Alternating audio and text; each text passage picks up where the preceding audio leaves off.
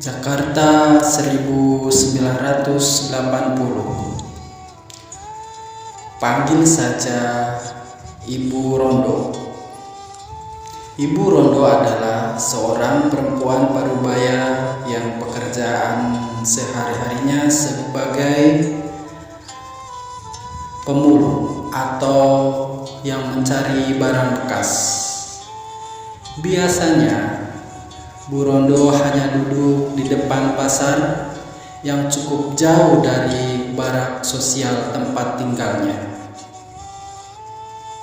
Untuk menuju ke pasar maupun untuk pulang, Bu Rondo berjalan kaki melalui kampung-kampung sambil beberapa kali mampir ke rumah-rumah untuk mencari barang bekas. Bu Rondo memiliki penglihatan yang kurang bagus atau setengah buta. Bu Rondo hanya bisa melihat benda dari jarak dekat, itu pun bayangan kabur saja. Jadi Bu Rondo ini penglihatannya sudah kurang bagus atau yang disebut yang pakai kacamata plus itu seperti itu kira-kira. Mungkin kalau pakai kacamata pandangannya kembali normal, karena kacamata itu sangat mahal. Kalau yang ada min plusnya itu, jadi Bu Rondo itu nggak sanggup untuk membelinya karena beliau sebagai pemulung. Kembali ke cerita, Bu Rondo hanya bisa melihat benda dari jarak dekat, itu pun bayangan kabur saja. Suami Bu Rondo juga kadang ikut berjalan bersamanya. Suami Bu Rondo justru buta total, sehingga saat berjalan harus selalu didampingi Bu Rondo. Selain bersama suaminya, Bu Rondo biasanya juga menggendong anaknya yang masih kecil. Anak Bu Rondo ada 7 orang dan semua anaknya selalu diajaknya mencari barang-barang bekas ketika mereka masih kecil-kecil. Hari itu seperti biasa, Bu Rondo dan suaminya berjalan pulang dari pasar sambil menggendong anak laki-laki terkecilnya.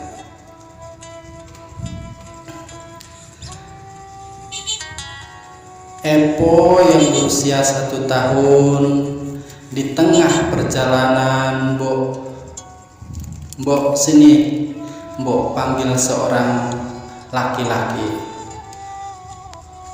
Mbok Rondo dan suaminya pun mendekat.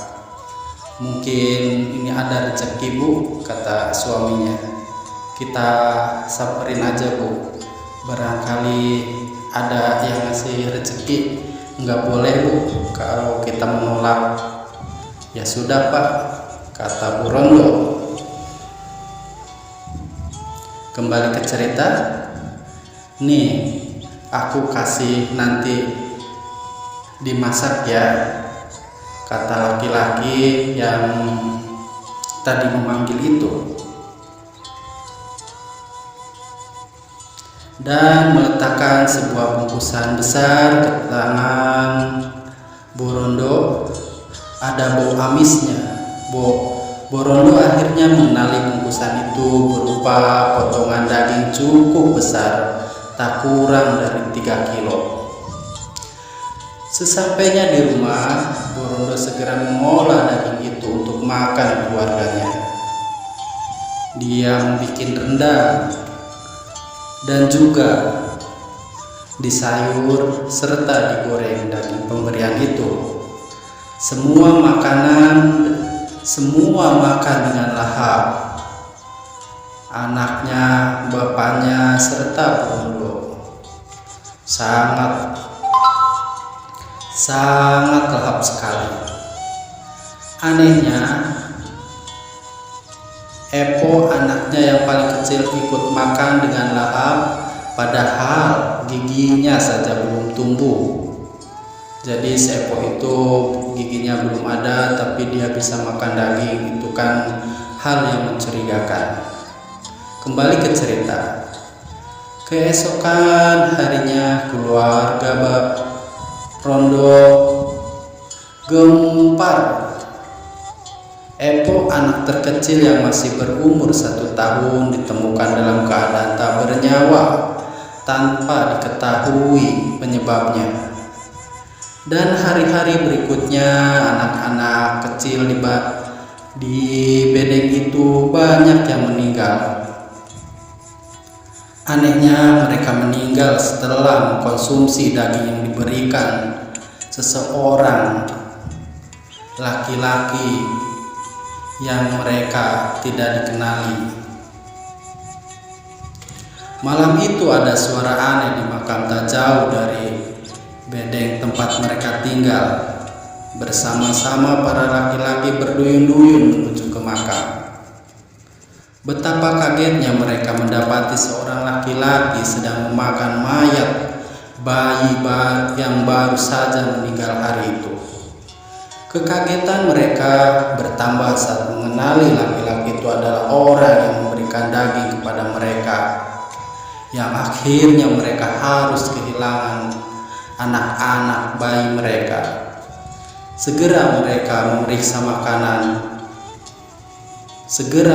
memeriksa makam anak-anak yang belum lama meninggal, dan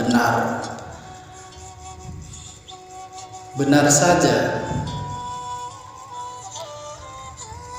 anak-anak itu atau makam-makam itu sudah terbongkar semuanya. Mereka semua menggali makam-makam anak-anak yang pernah mereka kubur di pemakaman itu.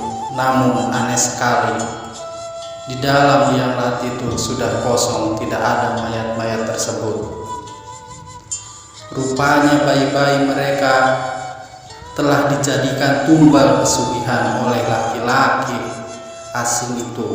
Sedangkan daging yang digunakan untuk memancing adalah daging bayi-bayi yang meninggal sebelumnya.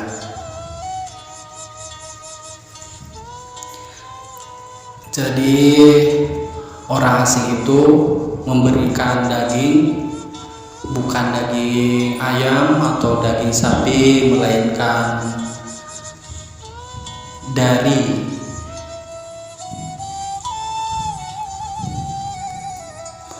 bayi-bayi atau makam-makam yang berisi mayat bayi itu dia bongkar dan dagingnya diambil, kemudian dibagikan kepada warga yang dijumpai. Kira-kira seperti itu. Yang selain dimakan sendiri juga dibagikan sebagai pancingan untuk korban berikutnya. Seperti itulah kira-kira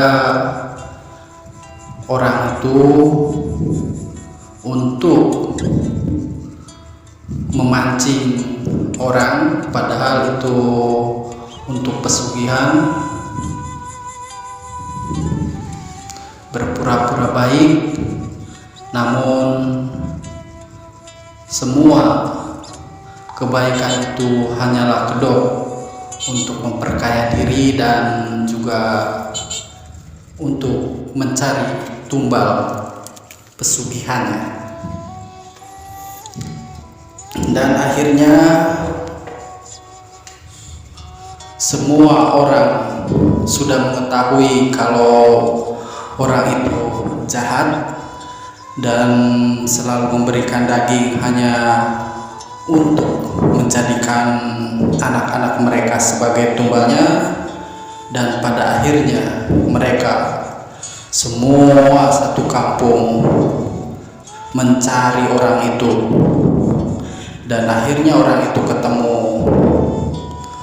dan mereka pun memukulinya sampai babak belur, dan tidak ada yang bisa memisahkan rasa emosi dari para warga itu, dan akhirnya pelaku pesugihan itu mati di tangan warga. Sangat mengenaskan dengan darah bercucuran serta badan yang hancur tergeletak di pinggir jalan, dan tidak ada yang mau untuk menguburkannya. Hari demi hari, bulan berganti bulan, akhirnya orang itu jasadnya termakan oleh belatung-belatung, laler-laler, binatang-binatang semua, binatang, kucing dan anjing. Mereka memakan bangkai orang tersebut. Naudzubillah. Selesai.